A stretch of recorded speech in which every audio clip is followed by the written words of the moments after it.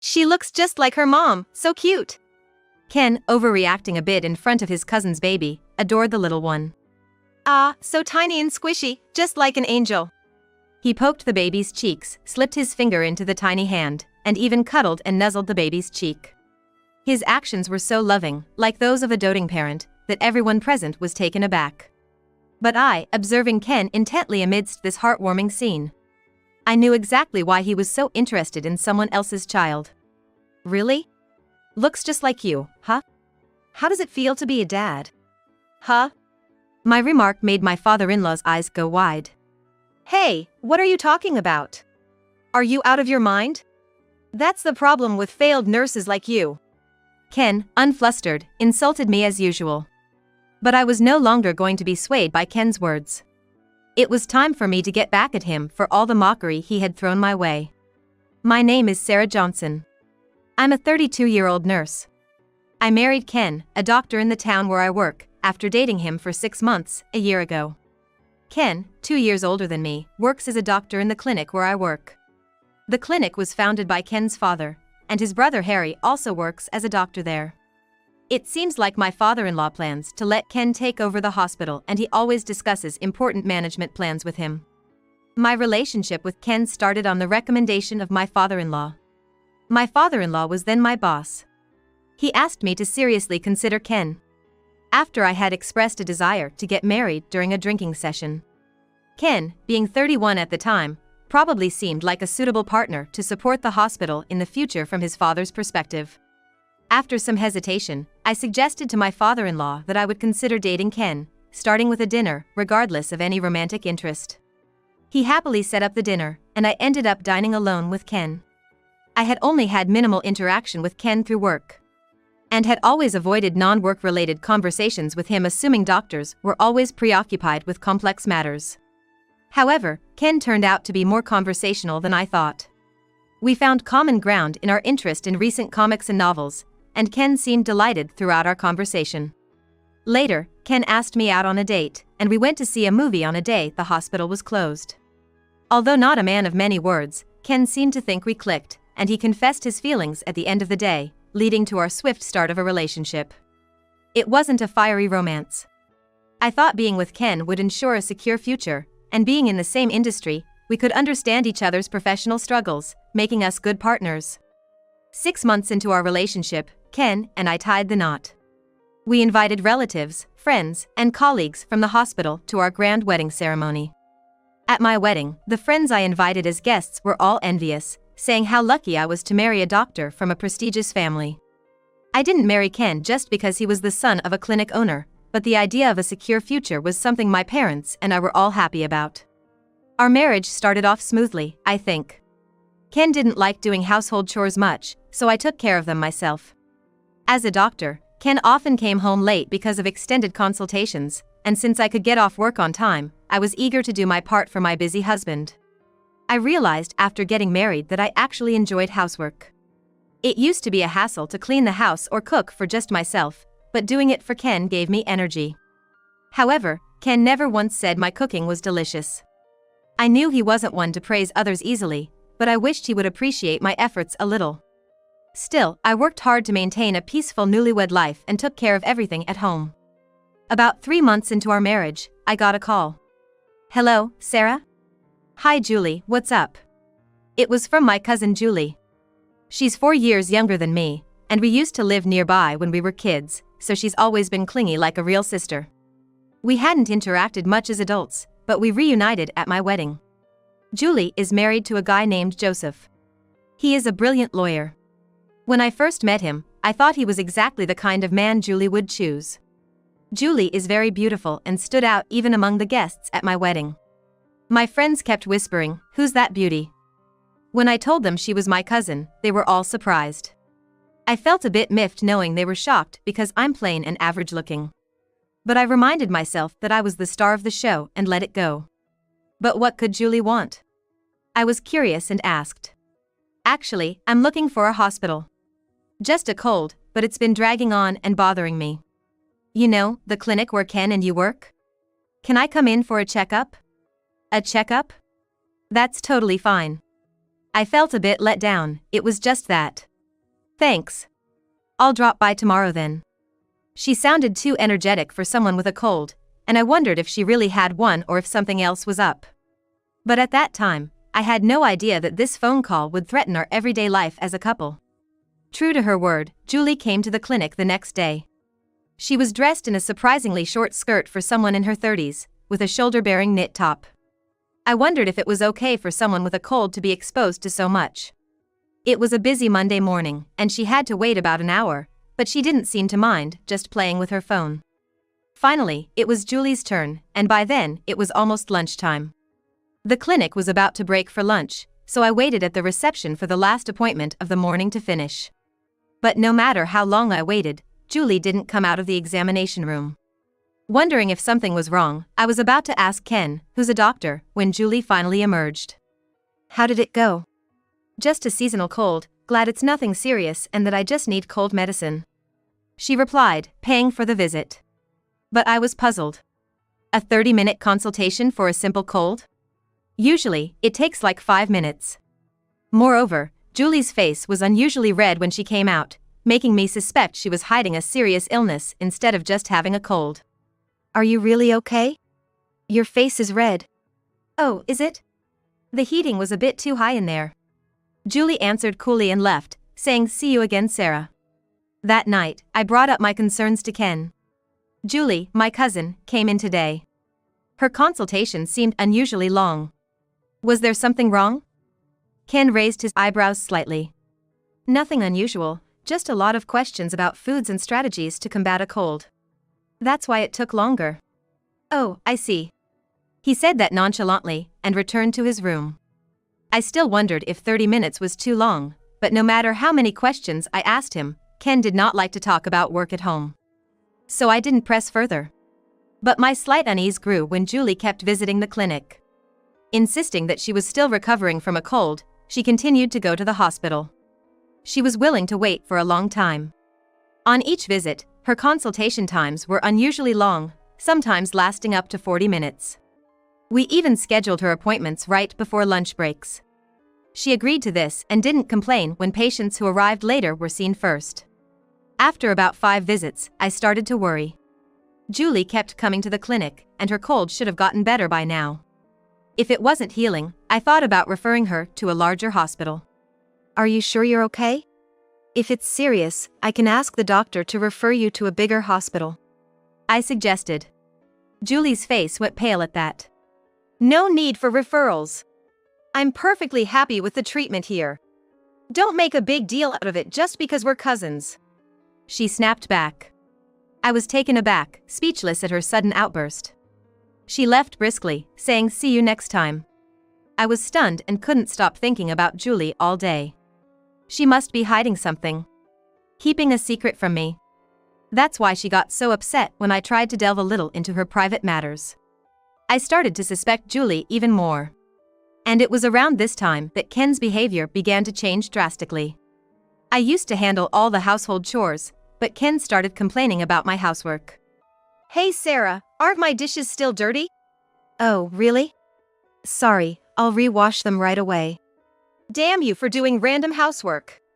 But he'd yell at me unnecessarily over a little bit of leftover grime on the cleaned dishes. Do you really need to get that mad? Shut up. What's this? A nurse talking back to a doctor? I was shocked to hear him bring up our professions in a household argument. He never liked discussing work at home. And now he was using his status as a doctor against me? I wanted to argue back, but Ken's sudden coldness was baffling. I thought it was just a bad day and decided not to retaliate further. But Ken's foul mood wasn't just for a day. He complained about the cleanliness of rooms and bathrooms I'd cleaned, called the food I made disgusting, and criticized the laundry for being wrinkled. When I suggested he could do it himself if he was so dissatisfied, he belittled me for being a nurse. The more I argued, the more it seemed to hurt my dignity, so I stopped responding. Ken's behavior continued, with constant complaints whenever he saw me. It hadn't even been a year since our marriage. What had changed?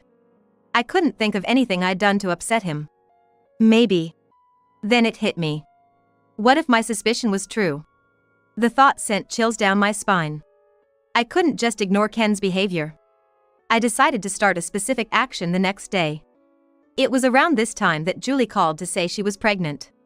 Congratulations! That's great news. Yeah. I'll let everyone know when the baby is born. I was more excited by the happy news from Julie. Despite being pregnant, Julie kept coming to our clinic, saying I still felt unwell, instead of going to an obstetrician. And strangely, around this time, Ken's consultation times with other patients became excessively long. Especially, the consultation times for elderly patients became excessively long, causing the reception area to be overcrowded with waiting patients. Patients complained about the excessively long wait times, and once, my father-in-law, who was the chairman, had to reprimand Ken about it. Ken insisted he was just providing appropriate mental care and coldly said that if anyone had complaints, they could go to another hospital. I thought he was being too harsh, but given his recent behavior, I felt confronting him about his work might only aggravate him further. So, I decided to leave the matter of his consultation times to his father. About 8 months since our marital harmony began to falter, I received news from Julie that she had given birth. For some reason, Ken seemed genuinely happy about Julie's baby. I wanted to make a sarcastic comment about how he never smiles around me but seems happy about someone else's child. Isn't that great? I can't wait to meet the baby, Ken said, unusually excited.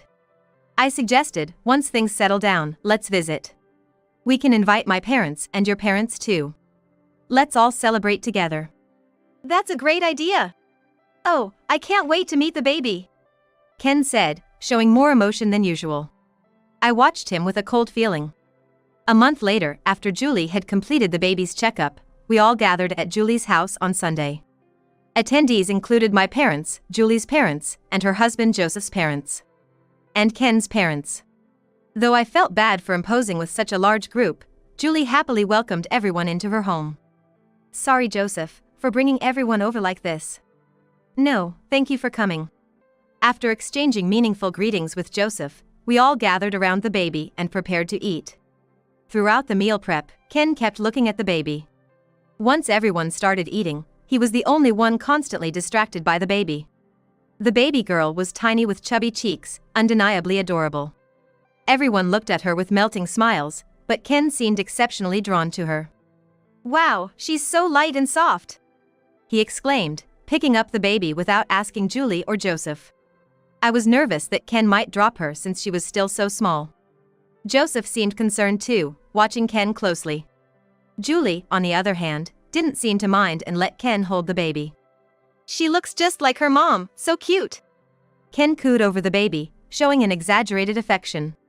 Ah, so tiny and squishy, like an angel, he said, poking her cheeks and nuzzling her. His affectionate gestures were so parental that everyone was taken aback. But I was intently observing Ken amidst this charming scene. I knew exactly why he was so interested in someone else's child. Really? She looks just like you, doesn't she? How does it feel to be a dad? Huh? My comment made my father-in-law widen his eyes. Hey, what are you talking about?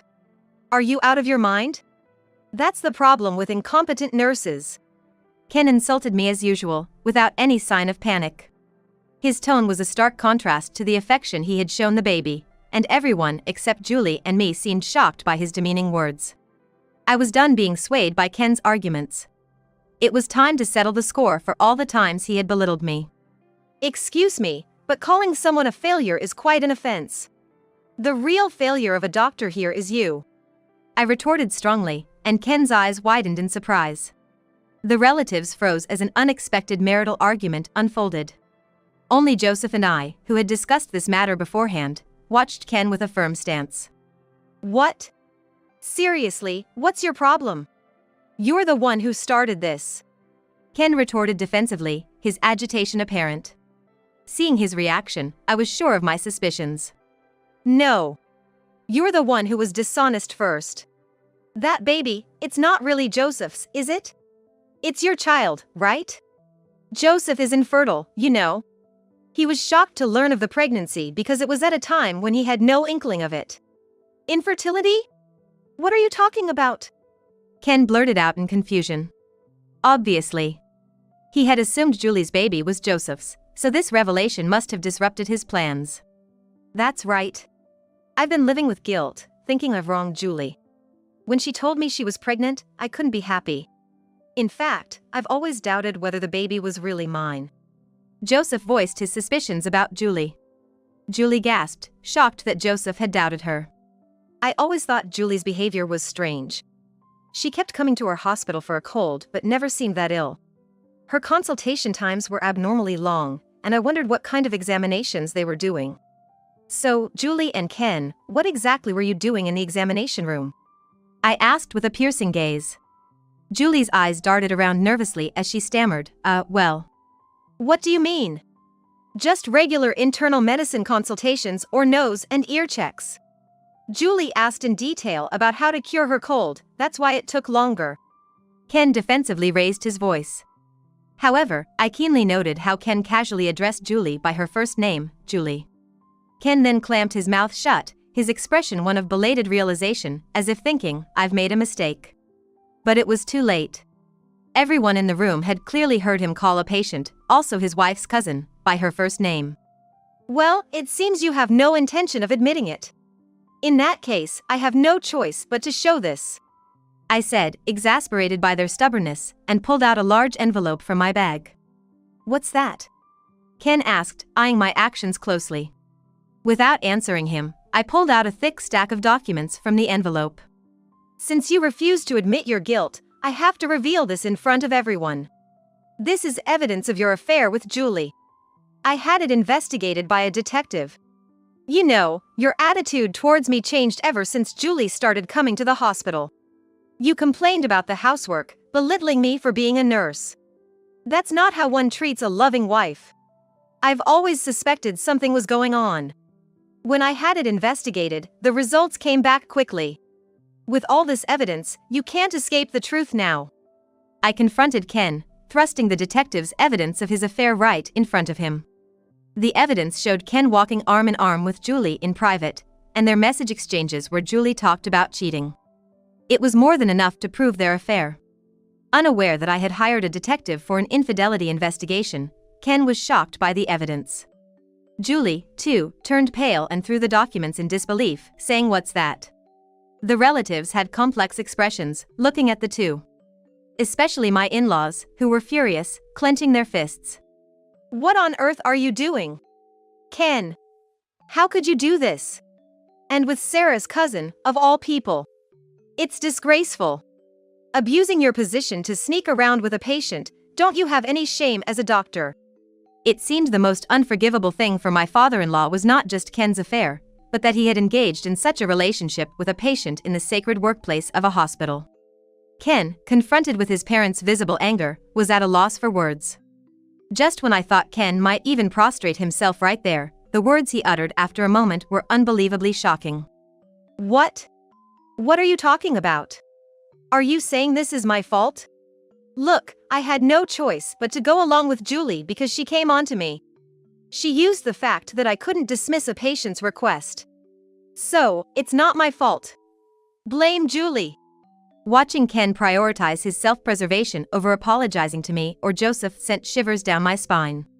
His attempt to pin everything on Julie was just another sign of his terrible character. Betrayed, Julie was stunned. When I heard Ken's line, I opened my mouth in surprise. What are you saying? Sure, I thought you were nice at Sarah's wedding. I deliberately went to your hospital just to see you. But who was it that quickly turned the feelings toward me? You preferred a younger, prettier woman like me over plain Sarah, didn't you? You even said your marriage to Sarah was forced by your father, and you wished you had married someone beautiful like me. I fell for you because no one else said such things to me. Joseph was always busy with work and didn't pay much attention to me. So why betray me now? Julie screamed, revealing her true feelings. Shut up. You were just too pushy. It was just a momentary lapse in judgment. Ken retorted, but it was obvious he had feelings for Julie, especially from the way he had adoringly looked at their child earlier. Unable to watch this chaos any longer, I exchanged glances with Joseph and my in-laws. Julie, how much do you think I cared about you and worked?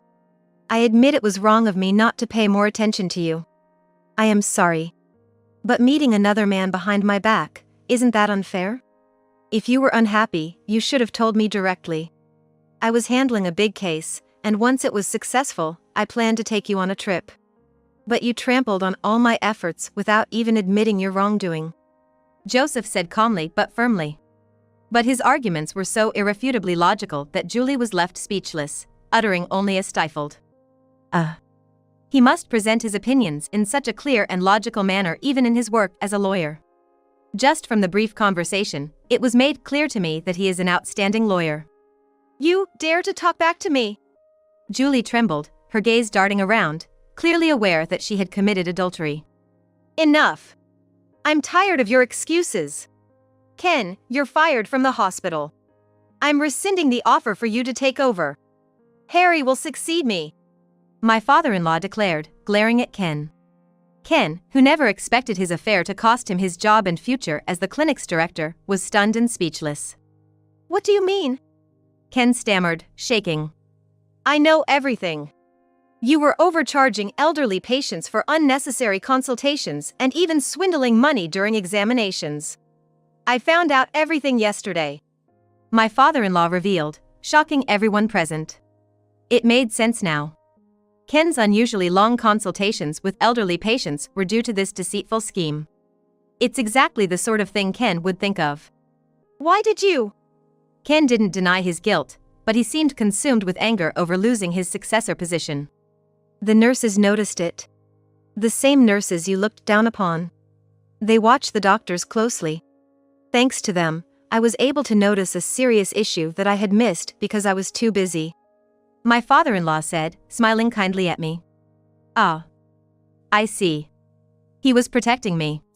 He was angry seeing me ridiculed by Ken. Realizing this, I felt tears welling up. So, that's it. We're cutting ties with you.